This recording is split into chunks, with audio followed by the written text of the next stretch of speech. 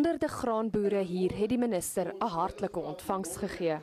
Maar hy het gesê dis teleurstellend dat net een provinsiale landbou LER teenwoordig was.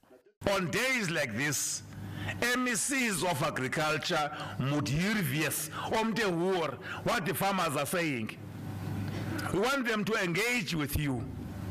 So that as they make policies, they understand what these policies are supposed to achieve. It is about the security of the state. When people are hungry, they cannot think rational. So if we want to keep peace in this country, if we want to make people happy in this country, they should have access to food. Daar is gemeenskaplike sake wat ons in die landsbelang moet adresseer in Suid-Afrika ten opsigte van die balans wat gehandhaaf moet word tussen grondhervorming, voedselsekerheid en krities belangrik die beskerming van ons grondwet. Want die grondwet op sigself stig beleggers vertroue. Zokwana het gesê hy praat met die polisie oor 'n veiligheidsplan, aangesien afgeleë plase boere maklike teikens maak.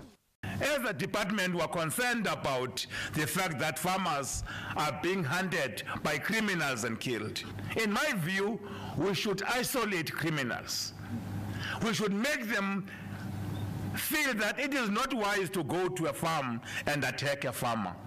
Minister Zokwana sê die regering gaan nou 'n taakspan saamstel bestaande uit onder meer kenners van universiteite en ander landbouorganisasies. Hulle gaan navorsing doen en voorstelle maak om van die boere se grootste kopsere die hoof te probeer bied.